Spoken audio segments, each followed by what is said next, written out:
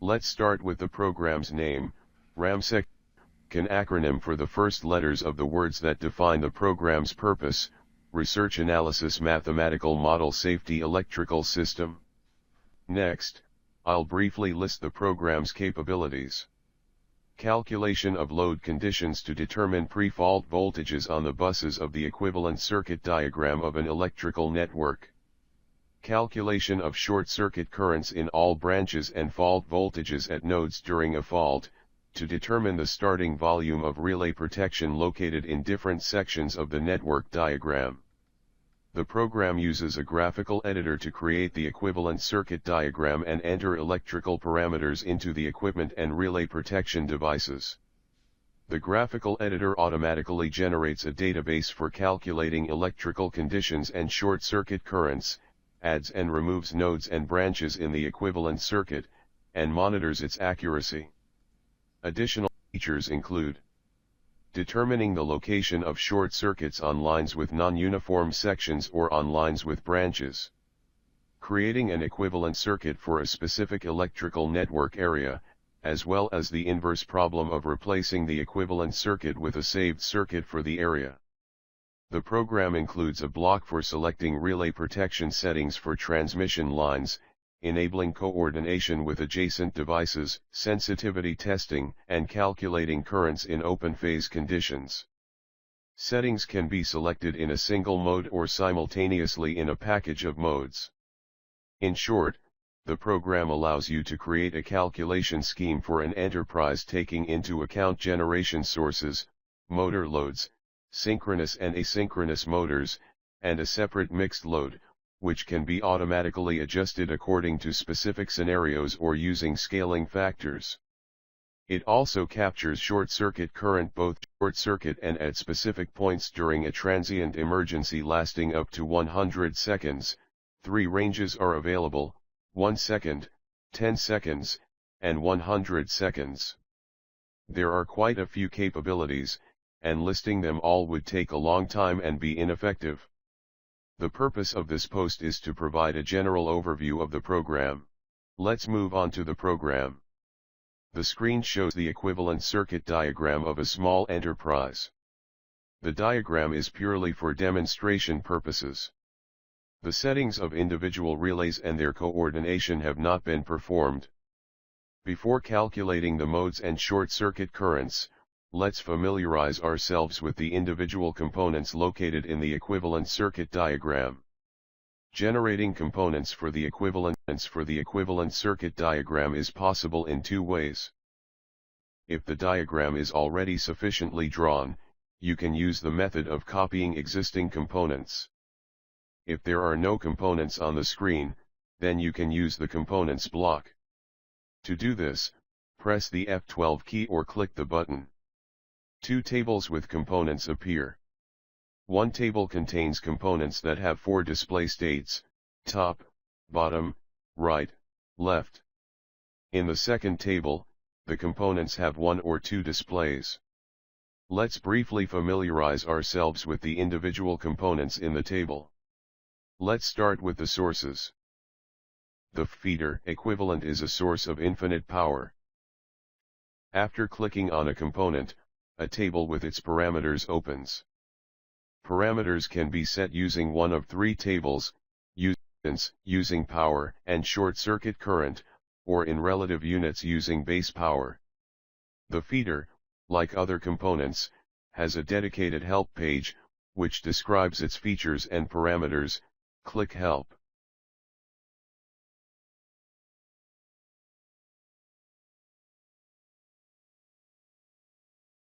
The generator has 3 impedances: subtransient XD, transient XD, and steady-state XD. There are also 3 options for setting parameters. In named units, ohms. In relative units, using Z, the basic impedance. In relative units, using the generator's nominal impedance. Power transmission line. Parameters for the line can also be set in several ways. Using specific impedance, using impedance, using relative units, using Z, the basic impedance. Let's S1, which is the relative distance from the beginning of the line, indicated by 2 dashes, to the point. By placing a short circuit symbol at this point and changing the value in box S1, the short circuit point can be conveniently moved along the power transmission line. Below, this table contains complex current and distance relays. The corresponding help section describes how to use relays in the program. The second table contains simpler components, busbars, wires, simple current relays. Busbars and wires have zero resistance and are used to connect all components into a single unit, i.e., a network equivalent circuit. Selected components can be moved individually, or they can be selected as a group and moved at once. If an equivalent circuit is already on the screen, then components can be generated by copying them. Copying is a standard operation, so I won't go into detail about it. Let's move on to the individual buttons, which are located at the top of the program screen. The Modes button contains a block of buttons for calculating pre-emergency load conditions under various conditions. The SC, short circuit button contains a block of buttons for setting the type and duration of a short circuit.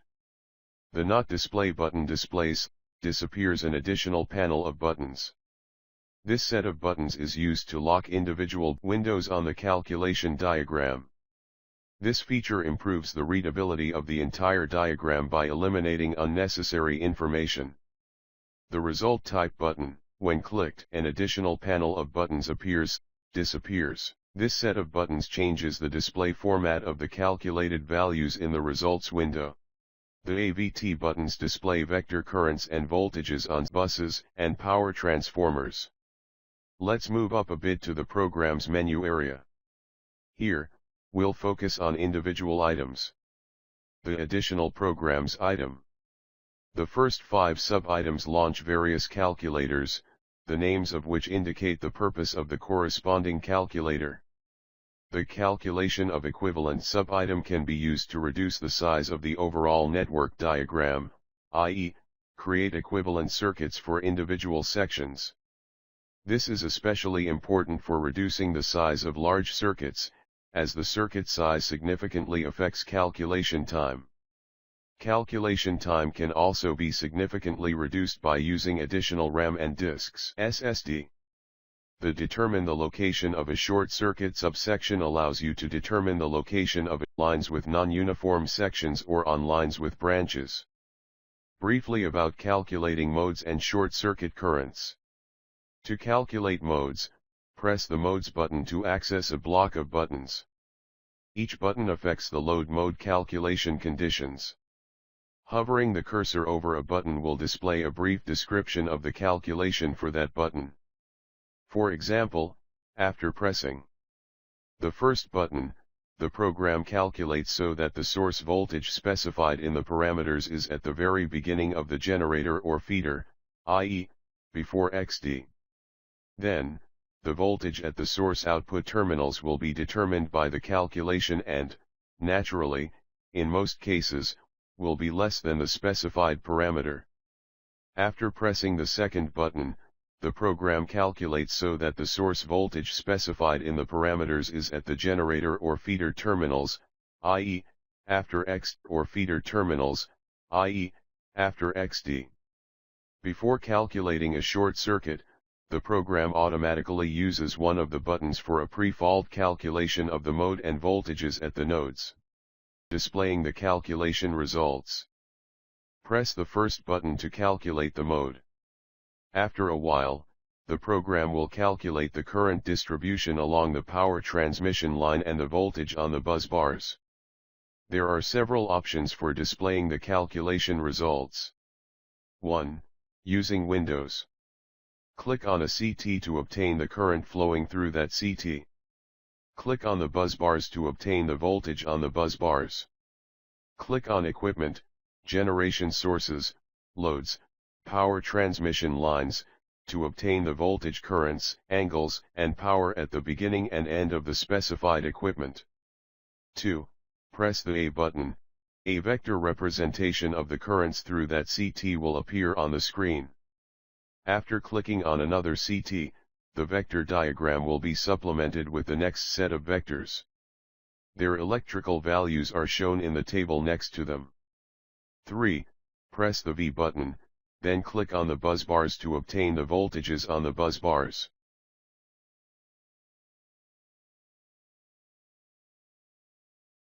4. Press the T button, then click on the power transformer to obtain the current vectors on all sides of the transformer, as well as inside the delta winding. 5. Additional display option calculated values can be obtained in tabular form. To activate the table, use the menu, View Calculation Reports. The various values calculated by the program, current, voltage of various sequences, resistance, power, etc., are listed at the top of the table. For example, if we click the current I button, then the OK button, we'll get a long table of currents passing through all current transformers.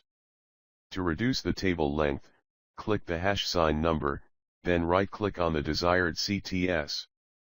In the table, click OK again to obtain current values for the selected list of CTS. If we change the mode, disconnect equipment or a short circuit, the values in the table will be updated.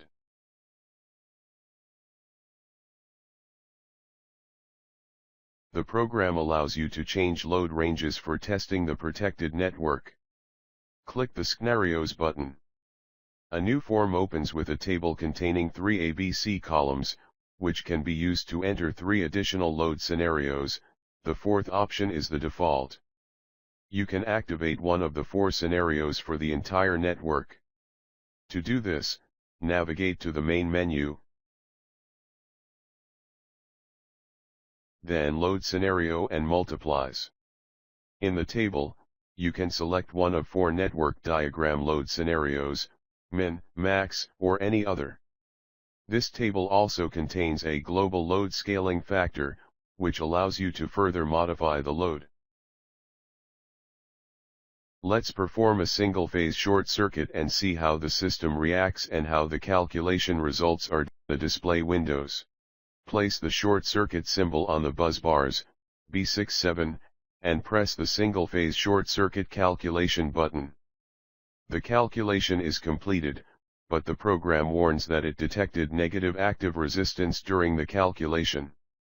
The program can handle negative active resistance. Such messages may appear if there are asynchronous motors in the network. If we disable ASM28, the negative active resistance message will disappear. Click on the distance relay. The relay has determined that the short circuit is located at the very end of the line, which is indeed the case. Compare the currents for a single-phase short circuit.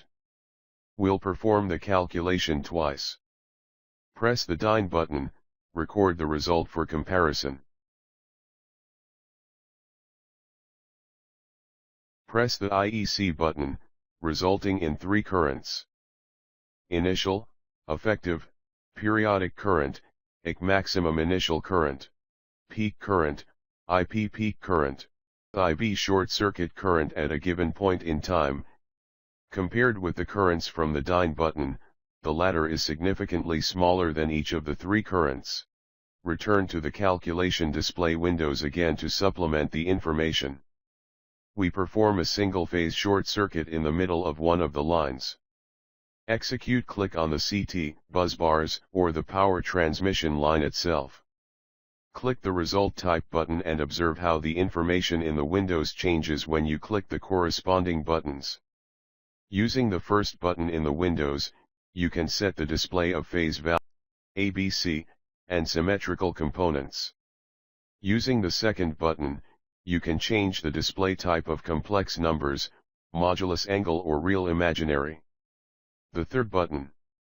When clicked successively, the button changes its appearance, indicating which voltage will be displayed in the results window. Phase voltage, VAN, VBN, VCN, the voltage between the phase and ground, neutral. To familiarize yourself with the buttons associated with short circuit initiation, click the short circuit button. Return to the short circuit panel. 3 buttons, initiate the corresponding short circuit type. Place the short circuit symbol in the desired location to simulate a short circuit. This symbol can be freely moved around a diagram, placed on busbars or power lines at a point, and the position of the point can be changed as discussed earlier. 2 states. In the DIN position, initial short circuit currents are calculated using the superposition method. In the IEC position, current, initial, surge, and tripping, is calculated according to the IEC 60909 standard. The next button is the duration of the short circuit, 1, 10, 100 SEC. After pressing the button, we get the equivalent value relative to the location of the short circuit. The last button on the short circuit on busbars panel opens a small form where you can select the conditions of the short circuit on busbars, type of short circuit, contact resistance at the location of the short circuit, calculation method.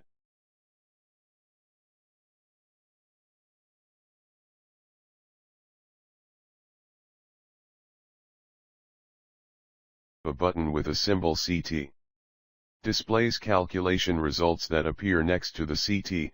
There are 3 states that appear when you press the button sequentially. After the calculation, numbers will appear next to the CT on the diagram. This displays the current through the CT, the absolute value of the initial current and its phase. After the calculation, numbers will appear next to the CT on the diagram. This displays the power passing through the CT. The upper value is active, the lower value is reactive.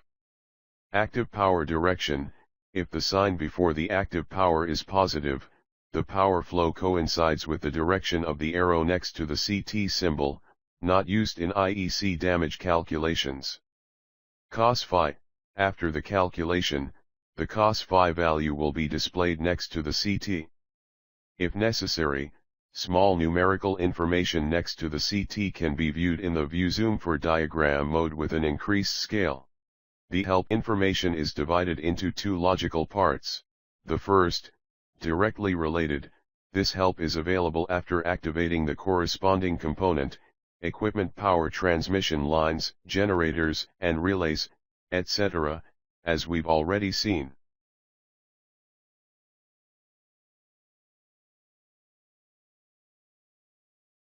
The second help is directly related to the program itself, descriptions of buttons, menu items, and various warnings from the program during calculations. Both helps are created using PDF files, so you need an appropriate editor, Acrobat Reader, to read them on your computer. Press F1 and take a quick look at the second help. The description itself is long, so it's divided into sections. The structure is called up after clicking a button in the form of a flag and makes it easier to find the information you need. Let's scroll down a bit to visually assess the content. During the calculation, abnormal situations may arise. The program monitors such situations and notifies the user of the occurrence. A separate help section contains a description of such messages. For example, during the calculation, we received the message negative active resistance. Let's find this message. In conclusion,